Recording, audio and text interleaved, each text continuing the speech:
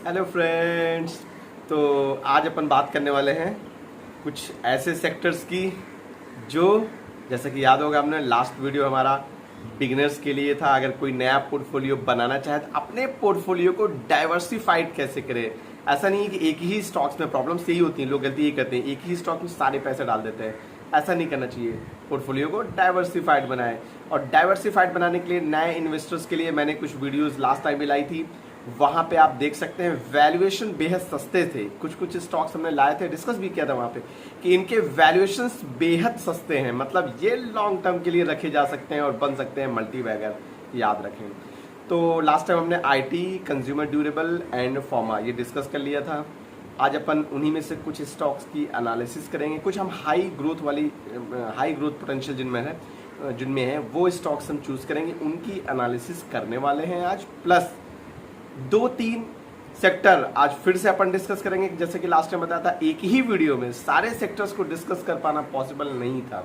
तो अब हम धीरे धीरे सारे सेक्टर्स लाते जाएंगे और जब सारा सेक्टर आपका हो जाए तो आप इसको धीरे धीरे अपने पोर्टफोलियो को डाइवर्सिफाइड करते जाएं और आराम से लॉन्ग टर्म के लिए छोड़ के बैठ जाए। हमारे स्टॉक्स होंगे वैल्यूएशन वाइज बेहद सस्ते, मतलब आप देख सकते हैं, आप देखना चाहते आप हमारी कोई भी पुरानी वीडियो जाकर देख लें, आपको वहां से हमारे जो पुरानी वीडियोस थी वहां से अभी का जो स्टॉक का प्राइस है वो आपको अच्छा खासा अब दिख जाएगा। किसी में 50% का रैली, किसी में 30% की रैली, बहुत शानदार रैली जनरेट हो रहा है।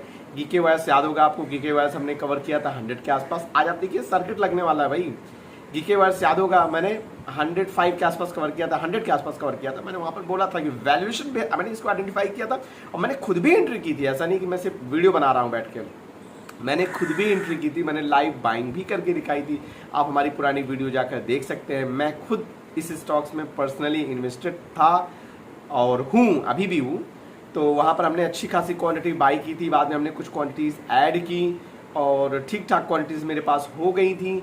और ये स्टॉक फिलहाल 2 से 3 दिन में जब इसने ठीक ठाक रिटर्न दे दिया तो मैंने कुछ क्वांटिटी वहाँ पे सेल भी की और अभी भी कुछ क्वांटिटी, मतलब ठीक ठाक क्वांटिटी के साथ मैं इस स्टॉक में, ये मेरा डिस्क्लेमर भी है कि ठीक ठाक क्वांटिटी के साथ इस स्टॉक में बैठा हुआ हूँ, लॉन्ग टर्म के लिए अपन देखेंगे।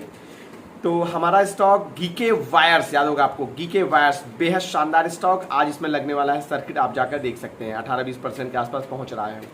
तो इसी तरह से आप हमारे कैपलिन देख लीजिए, बेहद शानदार स्टॉक है, आप मल्टी बैगर स्टॉक है, आप समझिए। इस पर भी आज अपन एनालिसिस करने वाले हैं।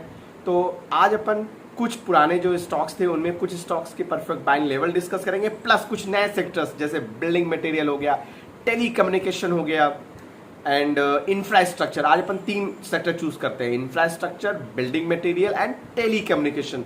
इन सेक्टर से बिलोंग करते हुए बेस्ट वैल्यूएशन वाइज सस्ते स्टॉक्स कौन से हो सकते हैं, आज अपन वो डिस्कस करेंगे।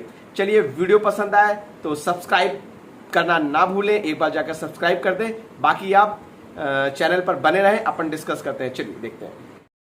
चलिए फ्रेंड्स, तो हम देखते हैं। तो आज का हमारा सेक्टर जैसे कि आपको पता ही है, telecom, infra and building material. तो टेलीकम्युनिकेशन सेक्टर से अगर हम लेंगे तो हम बात करेंगे भारतीय हेक्साकॉम, मिड कैप, अच्छा शानदार कंपनी, बेहद शानदार। लॉन्ग टर्म में ये बेहतरीन रिटर्न जनरेट कर सकता है। बहुत सारे एफआईज इसमें बुलिस हैं, बहुत सारे इसमें ब्रोकरेज फॉर्म भी बुलिस हैं और उनका क्वार्टरली रिजल्ट भी अच्छा आया। मतलब हर पैरामीटर पे ये स्टॉक बेहतरीन है। वैल्यूएशन थोड़े से महंगे हैं। जिस लेवल पे हमने लास्ट टाइम इस पर वीडियो डिस्कस किया, वहाँ पर आप जाके इस पर फुल डिटेल एनालिसिस हमने इस स्टॉक पर कर रखी है, भारतीय हेक्साकॉम पर, तो वो आप जाकर हमारी देख सकते हैं। दूसरा स्टॉक छोटी कंपनी HFCL, ये भी देखा जा सकता है और इसी सेक्टर से बिलोंग करती हुई। हमने इसमें और भी सेक्टर्स हैं जैसे वोडा था, एयरटेल था, तो ये सब हमने नहीं, वोडा इसलिए नहीं लिया, एयरटेल इसलिए नहीं लिया क्योंकि लार्ज कैप था। इसमें लार्ज कैप में मैंने आपको पहले ही बता चुका है कि लार्ज कैप में आपको बहुत तोड़-फोड़ टाइप के रिटर्न नहीं मिलेंगे, बहुत तोड़-फोड़। तो ऐसे एक मोटे हाथी को लार्ज कैप लेना मतलब एक मोटा हाथी, और मोटे हाथी को अपने पोर्टफोलियो में रखने का कोई मतलब है नहीं, कुछ खास है नहीं, तो इसलिए मैंने उनको लिया नहीं। दूसरा हमने मिड कैप में भारतीय हेक्साकॉम लिया, ये एक बेहद शानदार कंपनी है, लॉन्ग टर्म में बेहतरीन रिटर्न जनरेट करके दे सकती है। फिर इसी में एक छोटी कंपनी HFCL भी अच्छी कंपनी है, छोटी कंपनी है लेकिन इसके थोड़े से वैल्यूएशन इशू है, वैल्यूएशन थोड़े से अभी महंगे हुए हैं, आप इसको भी अपने रडार पर रख सकते हैं। दूसरा पेनी स्टॉक, इस फील्ड से हालांकि पेनी स्टॉक डिस्कस करने का कोई मतलब है नहीं आज, बट फिर भी अगर कोई टेलीकॉम सेक्टर से देखना है तो GTL इंफ्रास्ट्रक्चर एक छोटी सी छोटी क्या पेनी स्टॉक है, एक्चुअली में लॉस मेकिंग कंपनी है, पेनी स्टॉक है। फिर भी अगर किसी को देखना चाहे, कोई देखना चाहे इस सेक्टर से बिलोंग करते हो, ठीक ठाक जो पेनी स्टॉक है वो GTL इंफ्रा लॉस मेकिंग है, लॉस मेकिंग और भी है बट ये ठीक है, नॉर्मल ट्रेडिंग इसमें हो जाती है। अगर अपन इंफ्रा से बात करेंगे तो इंफ्रा से एक बेहतरीन stock HG infra, JSW infra. JSW infra बेहद शानदार कंपनी, आपको पता ही है JSW ग्रुप एक प्रोमिनेंट ग्रुप है, तो एक शानदार ग्रुप जिससे JSW इंफ्रास्ट्रक्चर को पिक किया जा सकता है। मिड कैप की कंपनी, अच्छी शानदार कंपनी है और रिसेंटली इसमें FIs बुलिश भी हुए। उन्होंने टारगेट दिया, किसी ने इसमें कवरेज शुरू इनिशिएट किया, उन्होंने टारगेट करीब 375 400 के आसपास का इसमें टारगेट भी दिया है। और प्लस दूसरी बात, इसका 300 के आसपास 290 के आसपास बेहद स्ट्रॉन्ग सपोर्ट भी है। याद रखें, डाउन साइड JSW हमको बात करें, JSW में डाउन साइड आप 290 मान लें, 290 के आसपास बेहद मजबूत सपोर्ट है। तो कभी भी 300 के आसपास ये स्टॉक अगर आए किसी भी ख़राब मार्केट में, ख़राब दिन में, तो इस स्टॉक को अपने पोर्टफोलियो में ऐड किया जा सकता है। वैल्यूएशन थोड़े से महंगे हैं, तो वैल्यूएशन अगर एडजस्ट होता है, कंसोलिडेशन पीरियड में जाता है, तो इस स्टॉक को बिल्कुल अपने रडार पर रखना चाहिए। दूसरा ओम इंफ्रा, एक छोटी सी कंपनी, ओम इंफ्रा को भी देखा जा सकता है। PNC infra, tech and action construction, ये सारी आपकी इंफ्रास्ट्रक्चर से बिलोंग करती हुई कंपनी से, इनको आप अपने रडार पर रख सकते हैं। यहाँ पर आप वैल्यूएशंस वगैरह देख लें। फिर नेक्स्ट अगर अपन बात करेंगे बिल्डिंग मटेरियल बहुत सारे स्टॉक्स हैं, लेकिन हमने छोटी छोटी कंपनीज ली, स्मॉल कैप कंपनीज ली जो लॉन्ग टर्म में बेहतरीन शानदार रिटर्न जनरेट करके दे सके। तो उसी में हमने ओरिएंट सीमेंट लिया, श्री दिग्विजय सीमेंट लिया। दोनों स्टॉक ठीक है, श्री दिग्विजय भी ठीक है, ओरिएंट सीमेंट भी ठीक है और करेक्शन भी इसमें ठीक ठाक हो गया है, तो ये भी अपने रडार पर रखा जा सकता है। ये भी कामधेनु, याद होगा हमने कामधेनु लास्ट टाइम, इस पर मैंने फुल डिटेल एनालिसिस कर रखी है कामधेनु वेंचर्स पर। और जब मैंने इस स्टॉक को कवर किया था, वो स्टॉक 35 से 37 की रेंज में था और अभी स्टॉक तब से रैली ही दिखा रहा हूँ। अभी ये स्टॉक 45 के आसपास पहुँच चुका है। याद रखें, 45 के आसपास ये स्टॉक पहुँच चुका है। तो एक अच्छी खासी रैली इस स्टॉक ने दिखा दी है, इसको भी आप अपने रडार पर रख सकते हैं। दूसरा कंसई नेरोलैक छोटी कंपनी है, इसको भी आप देख सकते हैं बिल्डिंग मटेरियल में। तीसरा है एशियन पेंट लार्ज कैप है, याद रखें, इसलिए लार्ज कैप मैंने लास्ट में रखा। कोई लार्ज कैप लेना ही चाहता है तो ठीक है देख सकता है, बट बहुत ज़्यादा तोड़ फोड़ टाइप के रिटर्न इसमें जनरेट हो जाए ऐसा पॉसिबल नहीं है। तो ये कुछ सेक्टर्स थे जहाँ पर हमने बात की, और अब अपन बात करेंगे कुछ स्टॉक्स की एनालिसिस, और हमारी पुरानी जो वीडियोज़ थी वहाँ पर कुछ स्टॉक्स की एनालिसिस। चलिए देखते हैं। चलिए फ्रेंड्स, तो सबसे पहले टेलीकॉम सेक्टर से आज हमने पिक किया भारती हेक्साकॉम को। वंस अगेन इस पर हमने पूरा डिटेल्ड एनालिसिस कर रखा है, आप हमारी पुरानी वीडियो देख सकते हैं। तो इसमें हम बहुत ज़्यादा डिटेल एनालिसिस खैर अभी करने का कोई मतलब है नहीं, क्योंकि हमने ऑलरेडी कर रखा है। हमारी पुरानी वीडियो जाकर देख सकते हैं। जब ये 1100 के आसपास हुआ था, तब मैंने बताया था कि 1090 इसका बेहद स्ट्रॉन्ग सपोर्ट है, तो इसको लॉन्ग टर्म के लिए बाई करना चाहिए। बहुत सारे ब्रोकरेज फर्म इसमें बुलिश थे, बहुत सारे इसमें नए टारगेट अपडेट हो रहे थे, तब मैंने इस पर वीडियो कवर किया था। तो उस वक्त आप हमारी पुरानी वीडियो जाकर देख सकते हैं, ठीक है। ROE इस कंपनी का अच्छा है, ROCE भी अच्छा है, देख सकते हैं आप स्क्रीन पर। मार्केट प्राइस, आप मार्केट कैप देखेंगे करीब 61,000 करोड़ का मार्केट कैप, करंट प्राइस 1230 और हाई जो बनाया करीब 1400 या 1370 के आसपास।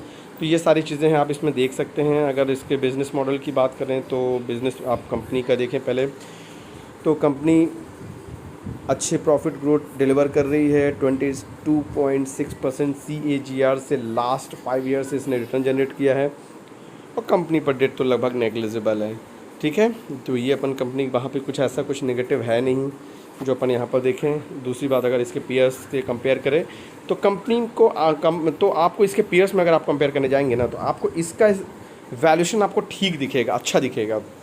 आप कंपेयर कर लें भारती एयरटेल, याद रखें ये मैंने स्टॉक नहीं कवर किया, लार्ज कैप था, बहुत तोड़फोड़ टाइप के रिटर्न जनरेट हो जाएंगे, ऐसा पॉसिबल नहीं है। यहाँ से ओडा पैनी स्टॉक है, 10-15-12 रुपये में एक रेंज में घूम रहा है, और प्लस इतनी ज़्यादा इक्विटी हो गई है ना ओडा की, तो ये वहाँ से चल पाना मतलब इसको बहुत सारा बोझा लाद दिया गया, ऐसा समझें। तो वहाँ से लोगों को सस्ता दिखता है, लोगों को लगता है 15 रुपये, तो आने वाले टाइम में यहाँ से 100 रुपये हो जाएगा। अरे ऐसे थोड़ी 100 रुपये चलने की आप समझ रहे हैं, इतने सारे बोझे को उठा के चलना पॉसिबल मुझे नहीं दिखता, पर्सनली मुझे नहीं लगता इतनी बड़ी इक्विटी के साथ इतना आसानी से 100, 150, 200 पहुँचेगा, बहुत टाइम लगाएगा। और मैंने जो पिक किया, मैंने भारती हेक्साकॉम पिक किया, आप स्क्रीन पर देख पा रहे होंगे। पी थोड़ा सा ज़्यादा है, मतलब price to earning ratio, valuation wise आप थोड़ा ज़्यादा आपको दिखेगा 96, बट ठीक है।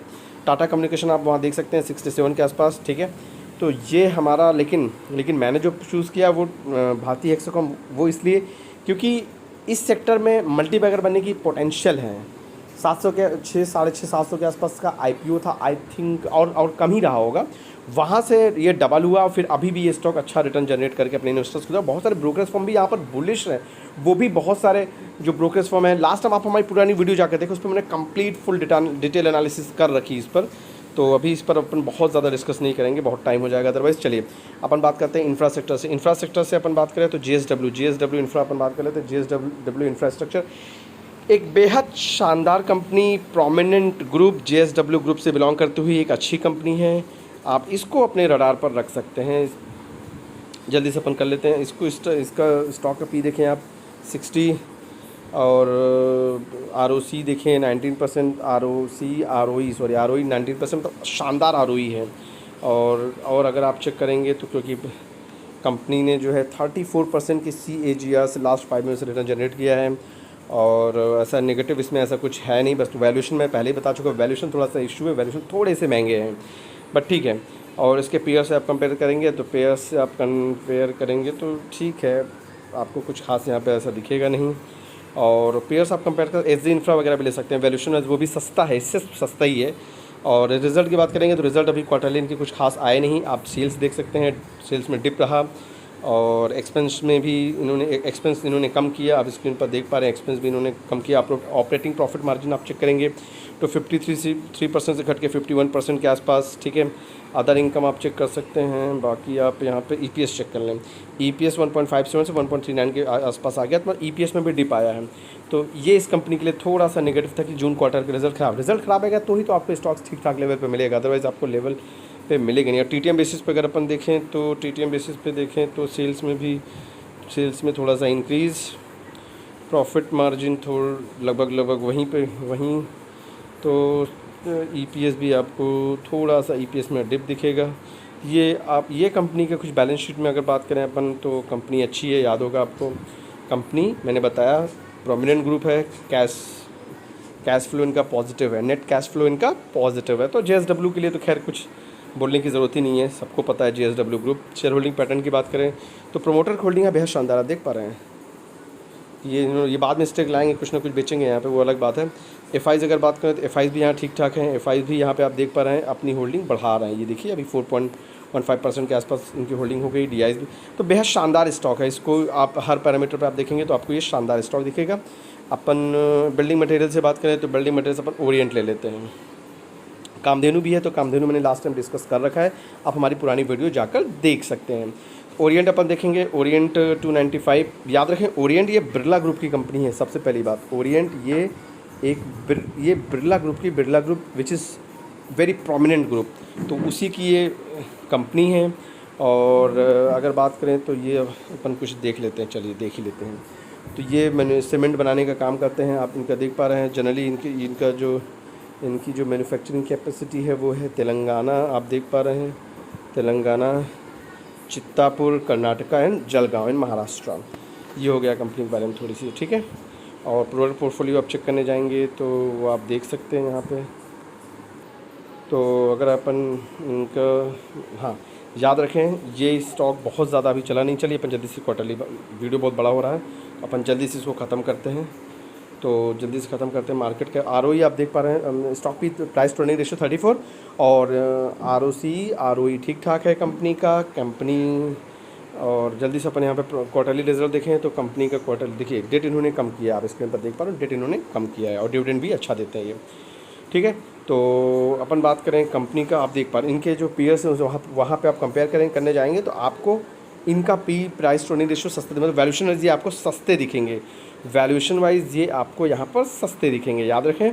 अच्छा स्टॉक है। अगर सेल्स की बात करेंगे तो सेल्स में, क्योंकि अभी इस सेक्टर से बिलोंग करते हुए स्टॉक खास चले नहीं है, सेल्स में डिप, एक्सपेंस में भी कमी ही आई है, ठीक है, अच्छी बात है। ऑपरेटिंग प्रॉफिट मार्जिन आप देख पा रहे हैं 17% 14% आ गया, तो ये थोड़ा सा नेगेटिव था जून क्वार्टर का रिजल्ट इनके लिए।